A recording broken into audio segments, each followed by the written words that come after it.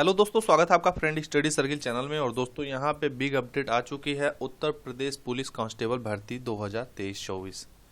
दोस्तों यदि आपने चैनल पे पहली बार विजिट किया है तो चैनल को आप सब्सक्राइब कर लें, वीडियो को लाइक शेयर जरूर कीजिएगा। बहुत आपका ज़्यादा समय नहीं लूँगा क्योंकि आप विज्ञापन जो है ऑफिशियल वेबसाइट से जाकर डाउनलोड कर सकते हैं। और ये विज्ञापन रहा कांस्टेबल भर्ती का। और यहाँ पे देख लीजिए जो विज्ञापन में श्रेणीगत दिया है पदों की संख्या, जैसे कि यूआर यानी अनारक्षित 24,102 पोस्ट, ईडब्ल्यूएस के लिए 6,024, ओबीसी वर्ग के लिए 16,264 पोस्ट, एससी के लिए 12,650 और एसटी के लिए 1,204 पोस्ट, यानी टोटल 60,244 पोस्ट यहाँ पे दिए गए हैं, जिसमें मेल और फीमेल दोनों के लिए होंगे। साथ ही जो आप ऑनलाइन कब से स्टार्ट कर सकते हैं इसका आवेदन, तो 27/12/2023 से ये फॉर्म स्टार्ट हो जाएगा भरना और 16 जनवरी 2024 तक फॉर्म को भरा जाएगा। और शुल्क समायोजन एवं आवेदन में संशोधन की अंतिम तिथि जो है 18 जनवरी 2024 है, यानी कुछ त्रुटि हो जाती है या फीस जमा नहीं किए हैं तो 18 तारीख तक जमा कर सकते हैं। 400 रुपये इसकी फ़ीस बताई गई है। बाकी जो अर्हताएँ होती हैं जैसे राष्ट्रीयता में, ये सारी चीज़ें यहाँ पे दी गई हैं। आपको मेन चीज़ बता देता हूँ, शैक्षिक अर्हता में इसमें दिया गया है 2 कंडीशन बनाकर। पहला दिया है आवेदन करते समय अभ्यर्थी को अपेक्षित शैक्षिक अर्हता अवश्य धारित करनी चाहिए तथा उसकी अंक तालिका अथवा प्रमाण पत्र तत्समय उसके पास उपलब्ध होने चाहिए। यानी कि जैसे कि कोई भी आप जैसे हाई स्कूल इंटर का जो मार्कशीट है आपके पास होना चाहिए ऑलरेडी।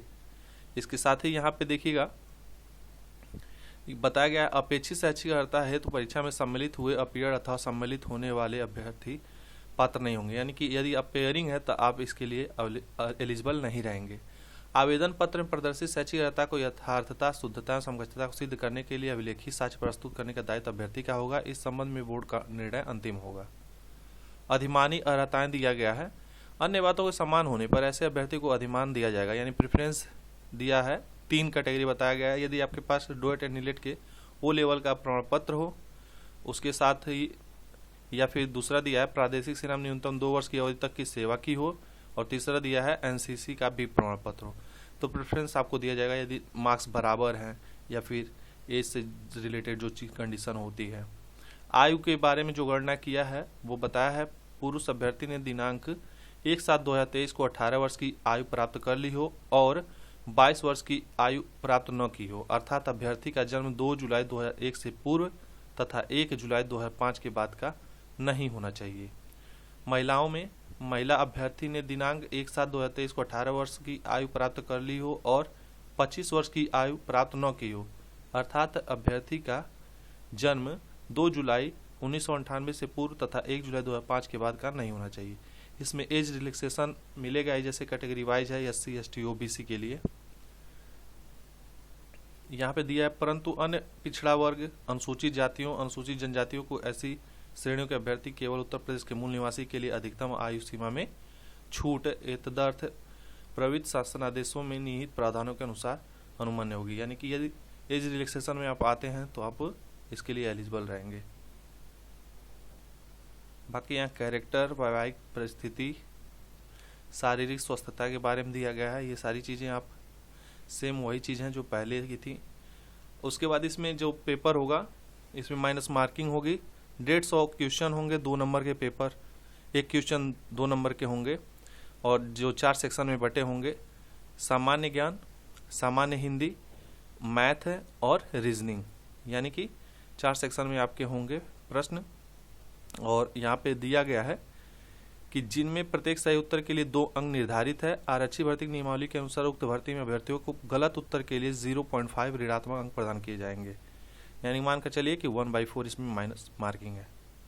OMR बेस्ड होगा, ऑफलाइन होगा और हो सकता है एक पाली में हो या फिर कई पालियों में हो, एक दिन हो या फिर कई दिनों में हो, ये सारी चीज़ें हो सकती हैं। वो फॉर्म के आवेदन के चीज़ों पर डिपेंड करेगा। यहाँ पे नॉर्मलाइजेशन का भी इसमें दिया गया है कि यदि कई शिफ्ट में पेपर होगा तो इसमें नॉर्मलाइजेशन भी होगा।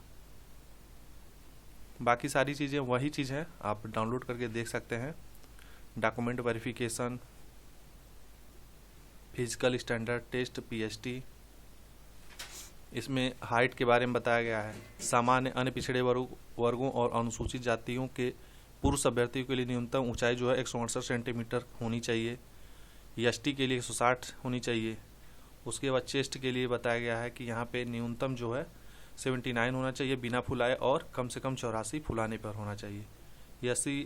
एसटी के लिए जो स्टूडेंट हैं उनके लिए 77 और बिना फुलाए 77 सेंटीमीटर और फुलाने के बाद 82 सेंटीमीटर होना चाहिए। बाकी महिलाओं के लिए दिया गया है, आप देख सकते हैं। बहुत ज़्यादा समय नहीं लेंगे, आप यहाँ पे विज्ञापन जाके खुद ही देख सकते हैं। तो दोस्तों ये सारी डिटेल्स रही हैं।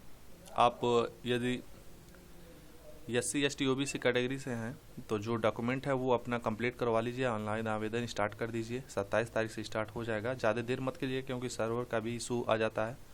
तो ये मौका आपका छूटने ना पाए, जम के तैयारी कीजिए। और अच्छी खासी पोस्ट अच्छी मात्राओं में आई है तो इस पर बढ़ चढ़ कर हिस्सा लेकर नौकरी एक ले लीजिए। मिलते हैं अगले वीडियो में। इससे रिलेटेड कोई क्वेश्चन हो तो आप कमेंट बॉक्स में जरूर पूछें। धन्यवाद।